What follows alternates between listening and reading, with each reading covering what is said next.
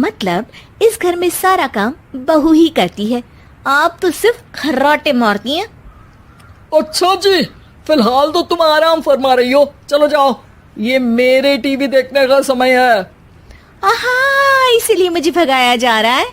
Sorry, अब तो बिल्कुल नहीं जाऊंगी। प्राची की इस बात पर दोनों सास बहू के बीच टीवी रिमोट के पीछे बच्चों जैसे छीना झपटी शुरू हो जाती है, जिसके बीच श्लोक भी काम से घर वापस आ जाता है। हाँ, आज मेरी चूहे बिल्ली की जोड़ी किस बात पर झगड़ रही है? अरे तेरे बीवी मुझे टीवी ही नहीं देखने दे रही। अरे तुम्हारी मम्मी मुझे खाना बनाने के लिए फोर्स कर रही है। अरे वाह, ऐसे बेतुके रीजन पर तो बच्चे भी झगड़ा नहीं करते। अरे मुझे कुछ मत बोल, सब इसने ही शुरू किया है। हाँ हाँ, जैसे आप तो बहुत दूध की धूली है ना।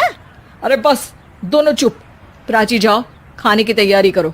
और माँ तुम छोड़ो, तुम्हें क्या बोलूं, शांति से अपना सीरियल देखो, मुझे दोबारा लड़ने की आवाज सुनाई नहीं देनी चाहिए।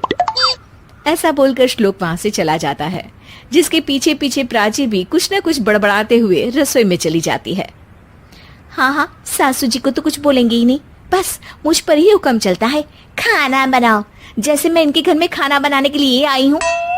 इसी तरह शाम बीतती है और रात को श्लोक और प्राची की सास खाना खाकर सोने चले जाते हैं, लेकिन प्राची गुस्से में कुछ खाए बिना काम में ही लगी रहती है।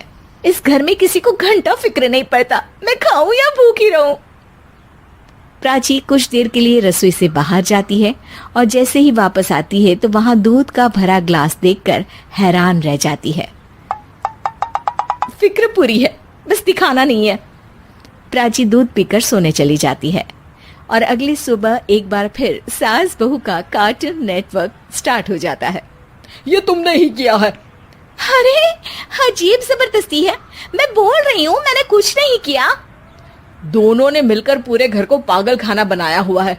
यहाँ कोई नॉर्मल इंसान तो रह ही नहीं सकता, इसीलिए अब पड़ोसी क्या रिश्तेदार भी घर आने से कतराते हैं। और सुन बेटे, तू भी चंगा, तेरी माँ भी चंगी, तेरी बीवी भी चंगी, रिश्तेदार। हाँ जी, आपको नहीं पता क्या, गंगाधर ही शक्तिमान है, रिश्तेदार ही। हाँ हाँ, बस समझ गया। कभी जानवरों जैसे लड़ेंगी तो कभी जुगलबंदी करेंगी। भाई मैं आप दोनों के बीच में नहीं फंसना चाहता। सास बहू की इस मनमौजी जोड़ी से परेशान होकर श्लोक अपना सिर खुजलाता वहां से चला जाता है। चलो अब मैं भी कीर्तन में जा रही हूँ। इस पर जैसे ही सास कमरे में अपना पर्स लेने जाती है तो वहां नाश्ते की प्लेट रखी देख मुस्कुराने लगती है और नाश्ता करके घर से बाहर निकलते हुए कुछ पैसे टेबल पर रख जाती है, जिसके कुछ देर बाद सिलेंडर वाला घर आता है। ओ मोरी मैया, मैं सिलेंडर के बारे में तो बिल्कुल भूल ही गई थी। घर खर्च के सारे पैसे भी मम्मी के पास है और श्लोक से बोला तो उल्टा 4 बात सुनाएंगे। प्राची ये सोच ही रही होती है कि अचानक उसका चेहरा चमक उठता है और वो घर में आकर इधर उधर देखने लगती है। तभी उसकी नजर टेबल पर रखे पैसों पर पड़ती है, जिन्हें वो सिलेंडर वाले को दे देती है। ये सब श्लोक देख लेता है। अच्छा बेटे, इतना बड़ा घोटाला, सबके सामने मैं तेरी दुश्मन और पीठ पीछे तेरी मेरी यारी। इस पर श्लोक एक प्लान बनाता है और शाम को सब एक साथ बैठे होने पर बोलने लगता है। माँ, तुम दोनों की बहुत लड़ाई होती है, इसलिए मैं सोच रहा हूँ कि प्राची को उसके घर छोड़ाऊं, इससे वो भी खुश रहेगी और तुम भी। अचानक श्लोक की ये बात सुनकर सास बहू शौक से उसकी तरफ देखती हैं। अरे ऐसे कैसे घर छोड़ाओगे, मुझे कहीं नहीं जाना। अरे तुमने बोला नहीं पर मैंने सुन लिया, तुम्हें मम्मी के साथ रहना अच्छा नहीं लगता, मुझे पता है। अरे वो, अरे जब बहू खुद कुछ काम बोले तो वो तुझे सुनता नहीं, और अब जो इसने बोला ही नहीं वो तू समझ गया। जब उसे नहीं जाना तो फिर जबरदस्ती क्यों कर रहा है? अच्छा, फिर आपको मौसी के घर छोड़ाता हूँ। बस अब आप दोनों एक घर में एक छत के नीचे नहीं रह सकती। मैं इस टॉम एंड जेरी की जोड़ी को और नहीं झेल सकता। है? ऐसे कैसे नहीं रह सकते?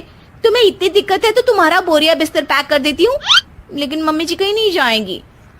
बिल्कुल यही सुनना था मुझे। अगर दोनों में इतना ही प्यार है फिर हर वक्त ये लड़ाई का नाटक क्यों करती हो? देखा मैंने कैसे माँ किचन में दूध रखती है और तुम उनके लिए कमरे में नाश्ता रखती हो, और कैसे वो पहले ही तुम्हारी दिक्कत समझकर घर में पैसे रखकर बाहर जाती है।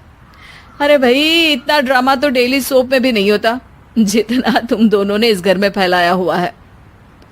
तू हमें टॉम एंड जेरी बोलता है ना, तो याद कर वो दोनों भी एक दूसरे को बाहर वालों की बुरी नजर से बचाने के लिए हमेशा सबके सामने लड़ते थे, लेकिन अकेले में दिक्कत के समय मदद भी तो करते थे। बस हमारा रिश्ता भी कुछ ऐसा ही है। और वैसे भी अगर सास बहू में तू मैं नहीं होती तो दुनिया वालों को कहानियां कैसे मिलेंगी?